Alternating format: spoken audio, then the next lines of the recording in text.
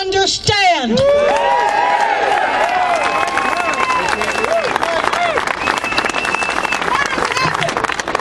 I've heard some knuckleheads in the old national media or in government, including New York, saying, oh, you don't need an assault rifle, or you don't need more than 10 shots in your clip. Since when does the government have the authority to tell me and my 308 million fellow citizens what we need or don't need? Yep.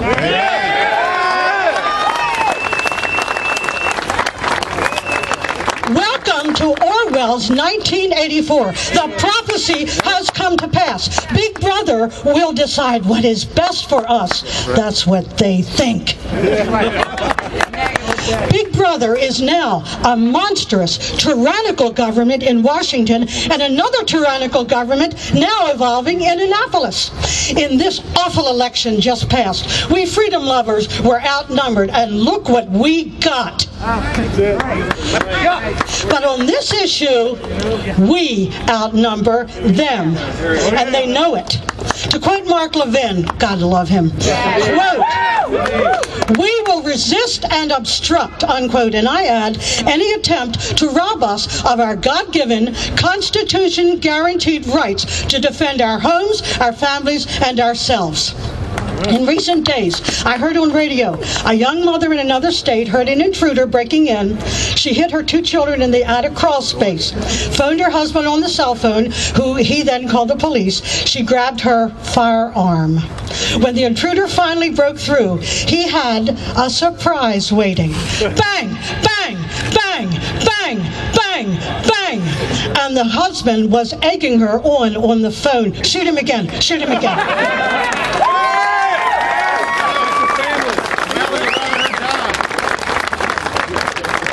When that relieved husband and the police finally arrived, instead of finding a dead wife and possibly 2 dead children, they found that evil criminal lying in a pool of blood. The family was safe and sound because of that brave young mother exercising her God-given Second Amendment rights. Amen. The problem is not law-abiding citizens having guns and ammo. The problem is twofold: the crime problem and the mental illness problem. Right. Criminals, strong penalties for violent crimes, no time off for good behavior, and in some cases the death penalty is called for. Oh yeah! Yeah.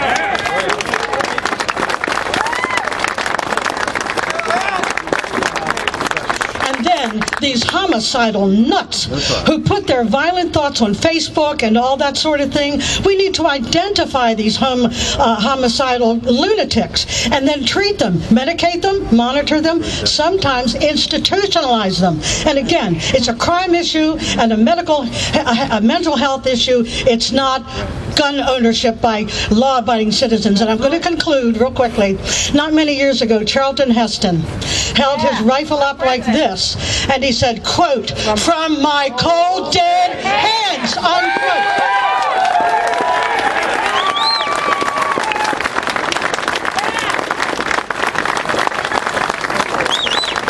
Amen, Brother Heston. God bless the memory of that magnificent super citizen. Again, to quote Mark Levin, quote, "We will not submit to tyranny," unquote. God bless America. God save America and Maryland from overreaching, tyrannical Big Brother government. Thank you.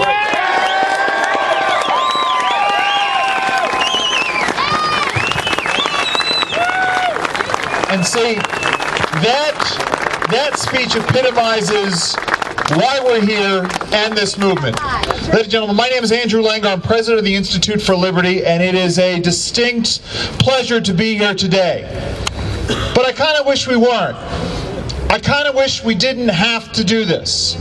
And unfortunately, it seems to me we keep having to do this over and over and over again. In Maryland and elsewhere, Jeff. I mean, that's the thing. It's all around the country. Thomas Paine said it best. These are the times that try men's souls. And our souls have been tried, haven't they? Yeah. It's enough to make you want to cry sometimes. But it's also enough for us to get angry.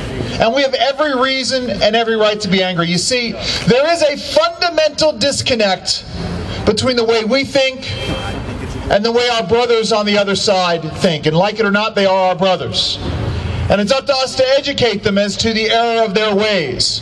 You see, they approach it as many of the other speakers today have said. They approach life from the prospect that rights come from government down to you. That's where we've come in a scant 8 generations since the founding of our republic. A republic which was founded on the precept that you are born with the full measure of your rights intact. And that we as a people cede some small measure of those rights, narrowly and carefully defined, to government in the form of powers. Again, narrowly construed and severely constrained. That's the nature of the beast. And so when I hear folks talk about the rights that our governor has, he doesn't have any rights as the governor. The president has no rights as the president. They have power. And every time we try to rein in that power, what do? They try to get around it. They use the language of lawyers. Right. They try to circumvent the will of the people in all sorts of ways. We cannot let them do that. And see, one of the other problems we have is the language that we use today. See, unfortunately, we all are very focused on the Second Amendment. And the Second Amendment is important. Very. Absolutely. But the Second Amendment only tells part of the story. You see, even absent, it gets to this whole thing. You remember a couple of weeks ago there was this whole controversy over a law professor from American or George Washington, constitutional law professor, had a controversial op-ed in the New York Times in which he said, we ought to just scrap the Constitution. It's a royal pain in the ass. Yeah. Pardon my French. A royal pain in the butt. We just get rid of it. Which should tell you a great deal about what they want and the rightness of what we're all doing, because they recognize that there are rules that they have to play by. But here's what he didn't get, and what is so disheartening that a professor of constitutional law wouldn't get. If we scrap the Constitution, all that does is return all of our rights to each of us intact. We retain the full measure. The Constitution itself as a document merely lays out the power of government. The Bill of Rights merely enumerates certain rights that we have, doesn't it? Yeah. The second merely says one justification for why the people retain that right to keep and bear arms. Absent the second, we still have the right to keep and bear arms. Remember, the Declaration of Independence says, among these rights are life, liberty, and the pursuit of happiness. What does that mean? That means that there are other rights that are out there that exist regardless of what the Declaration of Independence says, regardless of what the Bill of Rights says. And that, my friends, is made manifest in the Fourth Amendment, which says we have the right to be secure in our persons and our possessions, and the Ninth Amendment. See, I love the 10th Amendment. A lot of folks spend a lot of time talking about the 10th Amendment, but the Ninth Amendment gets short shrift. What does the Ninth Amendment say? It says that the enumeration of certain rights within this Constitution is not meant to deny the existence or disparage the rights that are retained by the people.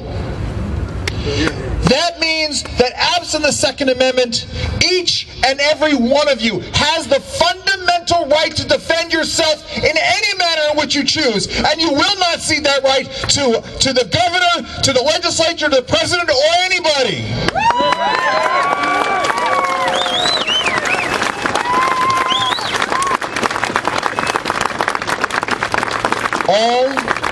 All that is not surrendered is retained. And I'm going to leave you with my favorite quote about the republic that we live in, because I think you should all take it to heart. And it gets to this issue of this administration never letting a crisis go to waste. In 1992, there was a Supreme Court case called New York versus United States. You can go look it up. It's a great Supreme Court case. The opinion written by Justice Sandra Day O'Connor. And it said the following. First of all, federalism, which is the system of government we have, secures to individuals the liberties that derive from the diffusion of sovereign power. In other words, we do not concentrate power to make sure that your rights are protected. And anytime someone wants to concentrate that power, it's because they want to come after your rights. But more importantly, Justice O'Connor says this: the Constitution protects us from our own best intentions. It divides power among sovereigns and among branches of government precisely so that we might resist the temptation to concentrate power in one branch as the expedient solution to the crisis of the day. Are we going to let them use this crisis to take away our rights? No! Are we going to fight for every measure of our liberties? Yeah! God bless you all. God bless Maryland, and God bless the United States of America. Thank you all for coming out today. All right, so that concludes our rally today. I want to bring Ellen up here again. Thank you. All right. Again, yeah, give her a round of applause, please. Ellen put this rally together in less than a week. Less than a week. Now, I say this, imagine if she had a month, imagine if she had a year. But the point is that Ellen you and I never met before today. We never spoken before Tuesday. And the fact is that this is the embodiment of activism in America. This is what we all need to do. We all need to take our cues from people like Ellen and get active in your communities. Last week we had the big Maryland Conservative Action Network conference. All of the major organizations in Maryland have been trying to put together a conservative conference for years. We couldn't do it. But it was 5 or 6 or 7 hardy individuals who were able to put that conference together and get 300 conservatives from Maryland together to learn about how to take back the state. In 4 days, we had 500 people come out. And that's really a testament to you and a testament to her. So what we need you to do is not, and I know you're not going to let it end today, take it back into your communities. Hold rallies in your communities. I know any of the speakers here would be more than willing to come to wherever you are to speak on these issues. Come. One of the great things, so listen, Maryland drives us all up the wall as far as government goes, as conservatives, as free market, limited government folks, as libertarians go. But one of the great things about Maryland is that anybody can show up and testify on any bill. You just got to show up. And that's, isn't really, it was some great man who said history is made by those who simply show up. So show up. I urge you all to do that. Testify on these bills. Testify on everything that interests you. That's the only way we're going to take back our state and our republic. And Ellen, I'm going to turn it over to you. Thank you very much for doing this today. You can say goodbye.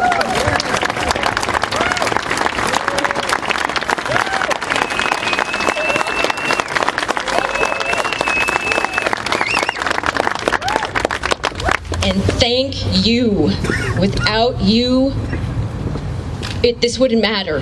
And thank everyone for helping me, because I'm a newbie, but I'm willing to help anybody work on campaigns to get this done.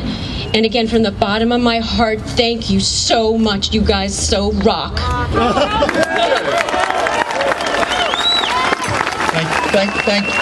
want to thank Karen as well. Yes. And a special thanks to Karen. Without Karen, I think I would have given up. But thank you. But without you, we couldn't do this. Thank you so much. Thank you all. Thanks to our speakers. Everybody drive safe. Be sure to sign the petitions. Be sure to clean up after yourselves, because that's who we are. But thank you, and enjoy the rest of the weekend.